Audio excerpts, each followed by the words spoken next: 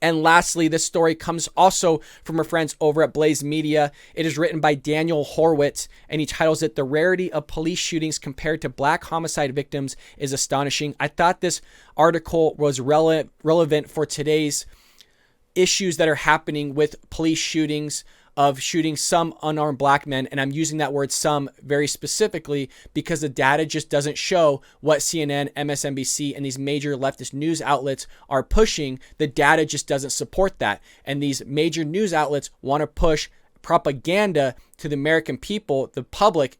That's everybody. That involves conservatives, Democrats, left, right, trying to change their thinking on data that just, again, doesn't support what they're trying to show. It starts off by giving an analogy here. It says planes crash all the time. How do I know that? Well, we always hear about them on the news. This is the sort of intellectual rigor most people apply to the assertion that there is public policy problem of police shooting unarmed black people. They believe in this premise and take it on faith simply because the media focuses on every single one of them. Even though most of the shootings are justified, it's the ultimate optical illusion the media is able to create. The same way it is often appearing that planes are crashing all the time and that somehow we need systematic or a system reform of flight safety. And they do the same thing with like weather, right? They'll find the most destroyed house or the destroyed area of the entire place, and they'll make it seem like that destroyed area is happening everywhere in the neighborhood. I know this happened in my neighborhood when I was younger. We had a funnel cloud, basically almost like a tornado, come down. It like ripped the roof off of Albertsons. It skipped over like the freeway and basically uprooted a tree, and that was it. Well, the news cameras came in and they got glimpses of the little pieces of Albertsons roof that blew off, and then ultimately a tree that got knocked down in Southern California. And we're kind of amping it up like, whoa, this whole neighborhood was destroyed, when it was literally just a tree that fell on a car. The other 40,000 homes, nothing was wrong. There wasn't even a leaf on the street. But that's what the news does. And also, I think you remember you had Anderson Cooper sitting in like knee-high water, right? And then you have these people just like walking by or whatever. There's no big deal. And so they definitely try to create an image of fear. They try to create an image of something that isn't really happening. Again, that's where the manipulation comes into effect. That's where the propaganda comes into effect. And that's exactly what James O'Keefe exposed CNN of doing. It goes on to say here, in February, the Los Angeles-based Skeptic magazine published a survey showing that roughly half of self-described liberal or very liberal respondents believe 1,000 or more unarmed black men are killed by police every year. Isn't that astonishing? That there's people out there that think 1,000 or more black men are shot by police officers, or unarmed black men are shot by police officers. Even if you had to have some sort of reasoning and logic in your mind, you would have to think that number seems a little bit high. Even if the news was pushing it, right? You got to think that number just seems a little outrageous to anybody, that many people are being shot by the police, unarmed. So, I don't know. Maybe it's just because I teach statistics, and to me, when something smells like shit, usually it is shit. That's also an accounting term, by the way. And I know I'm cussing, but that's honestly the term that we use when it's auditing or we're doing taxes or something's happening within some sort of financial status and it doesn't seem right. And usually the saying goes, again, if it smells like shit, usually it is shit. If somebody said to me, 1,000 unarmed black men are being shot by the police, I'd be like, well, that sounds a little off. That sounds a little high. It kind of smells like you know what. And odds are it probably is going to be you know what. It goes on to say here, approximately 35% of them believe that number is as high as 10,000 or more. These are how off and out of touch with reality some of these people are. They don't know what is going on. Now, I don't know, honest to God, how you can fathom that 10,000 or more unarmed black men are being killed by the police every single year. There has to be some sort of connection in your mind to think, okay, that sounds a little bit crazy, but hey, 35% believe 10,000 or more are shot every single year. Wow. I mean, where's you going out and just doing a little bit of research on your own? Why in God's name would you watch any news outlet and just automatically believe what they say? I don't even expect that from any of you guys. I don't expect you to 100% believe everything that comes out of my mouth. That's crazy. There's times you slip up. There's times that maybe you'll misquote somebody or you'll misquote a statistic. It happens all the time. But the goal is I'm not just going to get all my facts from this person. I need to watch multiple outlets to see what the facts are. Go in and read some journals from published scholars and actually read up on this stuff. And speaking of police brutality, I believe there's a book called War on Cops or War on Police by Heather McDonald. Great author. I read a few of her books. Go and check that out. That's a great book as well. But it goes on to say, even among self-described moderates, 66% believe about 100 or more unarmed black people are killed every year, as well as 50% of self-described conservatives and very conservative respondents. 54% of conservatives think 100 or more. Man, I'm sorry. I struggle with seeing, like, how could you walk around with that kind of statistic in your mind and not go out and at least challenge it? Anything I hear on the news, I'll go up and read more about. I won't just take whatever they say as, well, that's the all-knowing, all-being news outlet that just must know everything. Especially in today's climate, you're going to sit there and believe a news outlet or believe what you are watching on TV as that's going to be actual fact. With what's going on with CNN, MSNBC, and all these leftist news outlets, and honestly, sometimes even Fox News. I utilize graphs from Fox Business and Fox News in my stats class that is talking about a unit on manipulation of data. Fox News has been known to do that, and that's a conservative right-leaning outlet. So I'm not just going to take whatever they say. They, again, have been known to manipulate graphs. And so we have to be armed with the correct evidence, and you just can't sit there and take what somebody's saying and just believe in it all. That, to me, is crazy. It goes on to say, the reality, according to the Washington Post database on police shootings, 18 unarmed black people were killed by police in 2020 and 13 in 2019. Think about the thousands upon hundreds of thousands of police calls that take place. And taking place with black African-American people or the community within black and African-American communities. And only 18 unarmed black men were killed by the police. And by the way, that's just unarmed. That doesn't mean that they were going after the police officer's gun. That doesn't mean that they tackled a police officer and were doing something. So some of these shootings of these 18 unarmed black men might have been justified. So the number's most likely even lower than that. But this is the narrative that CNN, MSNBC push, all these left-wing news outlets are pushing, is that this stuff's happening all the time, which is why there's people that are thinking 10,000 or more African-American men that are unarmed are being killed by the police every year. This isn't something that they thought over 100 years, over 10 years. Every year they think 10,000 or more black people are being killed unarmed by the police officers. That is crazy. I didn't know it was that bad. I mean, you got to be really out of touch with reality here. It should be noted that unarmed doesn't necessarily mean unarmed, and that's exactly what I was talking about. In some cases, media reports are often wrong or don't give proper context, such as when the criminal doesn't cooperate and then reaches into his pocket while running away and whips around back at the cops. So that's something a little bit different than what I was talking about, but you might still justify that shooting dependent on if the suspect was reported to having a firearm, all these other things. Sometimes these are justified shootings. I'm not going to go too far into it because we're just kind of just shooting off the cuff here on what a situation could have been. It's a hypothetical. I don't like necessarily getting into hypotheticals. Other instances include a suspect severely beating another cop or civilian. So that's something we've talked about just now, is that when, say, you get tackled by a man and he's sitting there beating the crap out of you, pummeling your face, and you might go unconscious. Well, there's nothing stopping that person at that moment when you're unconscious from grabbing your gun and just putting a couple in your face or your forehead. So that's a justified shoot right there. If you're going to sit there and tackle a police officer and start beating the crap out of them, well, you just forfeited your life or your opportunity to life at that point, and you're going to get a few in the chest and probably a couple in the head as well. Other instances include a suspect severely beating another cop or civilian. The overwhelming majority of these cases tend to be justified, if also tragic shootings. Likewise, when people were asked what percentage of those killed by police were black, every group overstated the reality by a factor of 2 to 4, including even self-described conservative. Liberals believed black people accounted for 56 to 60% of police shootings. Moderates estimated the share at 46%, and conservatives ballparked it at 38%. Even then, you got to think that's really high. I mean, I don't know. Maybe we just don't teach statistics enough in high school. I don't know, or even college. In reality, 23 to 27% of fatal police shootings in 2019 were of black people. While that is more than their share of the general population, I think they make up about 13% of the population. Don't quote me on that. I think that was an old study back in the day. I'm trying to pull back from memory. But it goes on to say, and I'll backtrack a little bit here. While that is more than their share of the general population, as I've noted many times, given the disparity in violent crime rates and how most murder and armed robbery occur in non-white neighborhoods, the number of fatal shootings per capita is likely greater among white people.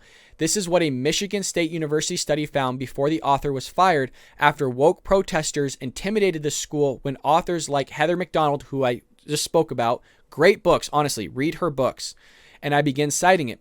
It goes on to say, everyone knows that cops feel much less inhibited in responding with quicker and more deadly force when dealing with a threatening person who is white. Every single cop who kills a black suspect, no matter how justified, has his name dragged through the media within hours, endangering his entire family. This is a natural deterrent against unjustified force, particularly when dealing with black suspects. Thus, this notion that unarmed black people being killed by police is somehow an epidemic is the new UFO sighting. That's a really good analogy, actually. It's a myth because, if anything, the trend is going the other way. Overall, police shootings have been down dramatically, as much as 90% among NYPD officers over the past 5 decades. In 1971, NYPD officers discharged their weapons on the street 810 times.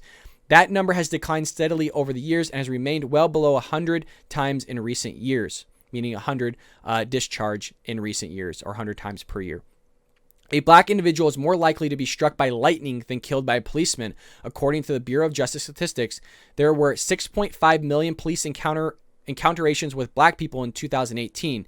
At between 1 in 300,000 and 1 in 500,000, their chances of being killed by a cop are pretty similar to the chances of being struck by lightning. And of course, for those who don't run from or fight with the police, their chance of death is essentially 0. And this is exactly the statistic that I was referring to when I said that with Kim Potter that just shot Daunte Wright, is that his outcome of being shot would have probably been a lot less, almost virtually 0, if he had never ran from the police. The second he tried to get back in his vehicle and evade police, he just increases his chances of an accident happening, whether that was being shot or taking off and being struck by another vehicle, or him losing control of the wheel and striking maybe a pole and passing away that way, or him striking a pedestrian and accidentally killing somebody else, which he would be hit with manslaughter at that point.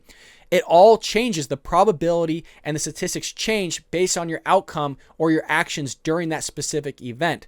And it's the same thing with a police officer. If he never escaped, that police officer most likely would have never drew her weapon and wouldn't have made the mistake of trying to draw her handgun rather than her taser. And so, again, the statistics change on this, but the overall study is that you are more likely to be struck by lightning than you are to be shot by a police officer. But that's not what the leftist news organizations are going to push. They're going to continually push this idea that unarmed black men are just being hunted down in the streets by white police officers or police officers in general, when again, the studies just don't show that. They do not prove that, but it doesn't matter to the left. The left will always show an outlier and apply the outlier to the entire data set, to the entire study, which is not just misleading, but it's a manipulation of data at that point. And it's also a way of pushing a propaganda, which is why I wanted to start not just with the lead story and roll in to what happened with CNN and James O'Keefe there, but apply it to ultimately something that's happening in our current life, in current events right now with these police shootings that are taking place. It's just not true. Black men are not being hunted in the streets, and you have what clearly seems like people not going out and doing their own research here on reading the statistics, reading the study. And for me personally, I just don't know how you live life that way, of constantly just walking around in life without knowing things. I mean, you're living in a false reality, and I just don't know how you can do that, if that makes sense. Like for me personally, when somebody says something, at that moment I'll be like, okay, like just to keep the conversation going or whatever, I'll take what you say as truth, but behind closed doors, I'm going home and reading up on it, going, okay, is this what this study says actually true? Was there any issues with the study? And actually pulling the study up and reading it. Is it going to take time? Of course, these studies aren't short always, but you want to make sure what that person's feeding you is absolute truth. It's the most current data that we have. Sometimes the most current data that we have on some of this stuff is 10 years old because nobody's done a current study, or the current study that's being conducted isn't done yet. But again, the point is here, the rarity of police shootings compared to black homicide victims is astonishing. Again, it does go on to say this, and I do want to highlight this. What is the true epidemic of violence among black people? Black victims of homicide, most often at the hands of black career criminals who are undeterred because of the wrong public policy focus. According to the CDC, the black homicide rate was 12.9 times higher than the white homicide rate from 2010 to 2015, and homicide was the leading cause of death for black people under 35. But we don't want to talk about that. We don't ever want to talk about it on the media, because if you talk about it, you're considered racist. You are wrong. You're the crazy one. You're the one that's seeing UFOs. You're the one that's saying you saw Bigfoot. Again, the left paints the right as conspiracy theorists, but in reality, it is the left that is conspiracy theorists, because they're pushing conspiracy theories that aren't true. And that is why people are walking around with those conspiracy theories, thinking that 10,000 or more black African Americans that are unarmed are being shot by the police every single year. How the hell are we the conspiracy theorists when you have people walking around with that kind of idea in their mind? It's not hard to go read a book. It's not hard to research Heather McDonald, read her studies. After you're done reading her book, go and read the studies that she quoted and see what's wrong with them. If you don't know statistics, go on Khan Academy and learn statistics online. It's not hard, folks. None of this is hard to do, but it is up to the individual to acquire skills themselves and learn how to read things and understand what is being presented in front of them, so they're not walking around aimlessly thinking that something's happening in reality when it's not. It goes on to say here, crime expert Sean Kennedy of the Maryland Public Policy Institute estimates that there were at least 4,000 excess homicides last year, given that according to the FBI's Uniform Crime Report, 55% of homicide victims whose race was known were black.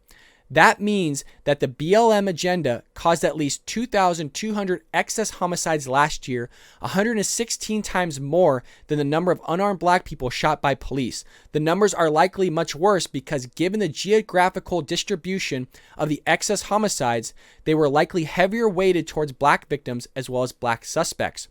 What is it that BLM ultimately wants? They want police stops and arrests to end and incarceration to be abolished. And we just talked about that yesterday with Rashida Tlaib wanting to get rid of policing and incarceration. Thank God the Biden administration was like, whoa, that's a little bit much.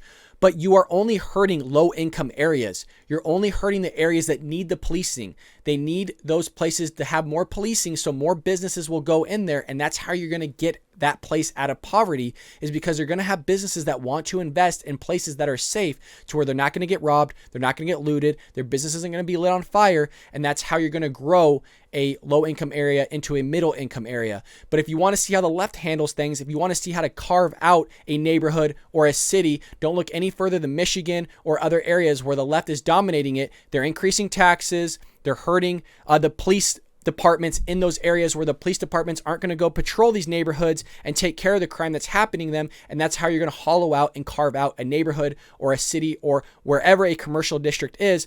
Because again, you're not increasing policing. You're not making it safe for businesses to want to invest in that area. It goes on to say, well, according to a new research report from the Law Enforcement Legal Defense Fund, police stops and arrests indeed declined on average 48% in 10 major cities from June 2020 to February 2021. So a relatively new study relative to the previous 9-month period from 2019 to 2020. The results, murders rose 56% in those cities. For example, in Minneapolis, which is the most current, right, on what's going on, arrests were down 42%, while murders rose 64%.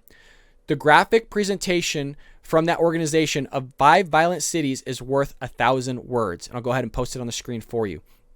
Indeed, this is what happens when our politicians allow the media to exaggerate a real crime epidemic with a target of a fake one. And they're absolutely right. This article is spot on, which is why I wanted to present it all to you, because one, it gives you current facts, it gives you current studies, and it shows you the propaganda that the leftist media is pushing. And that's why we need people like James O'Keefe that are doing the Lord's work out there, exposing these leftist news outlets for what they are: fake news, propaganda machines that are there just to destroy conservatives and ultimately uplift Democrats and the left through, again, fake news, fake media.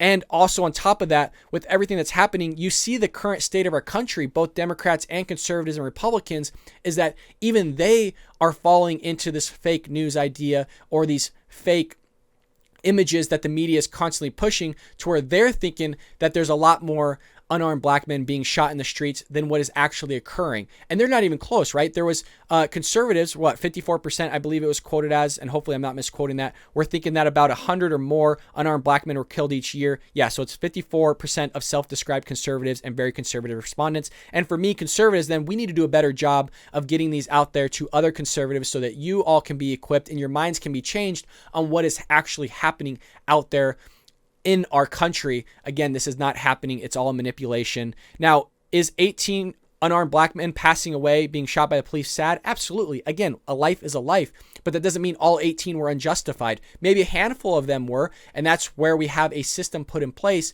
to remove an officer if something like that was unjustified. That's why body cams are good in most cases, to where we can actually watch this stuff taking place, because there always are bad seeds within any organization or within any career job like police, teaching, accounting, or whatever. There's always people that are bad eggs in there, and we have to get rid of those bad eggs and uplift those that are ultimately the good ones that are out there to protect and serve and take care of all of us and the community around all of us. That is going to be it for the Bald Brad Show this week. Please stay tuned for further content. Share this with your friends and family on social media. Have a lovely weekend, folks. Take care of yourselves, and I'll see you on another day here on the Bald Brad Show.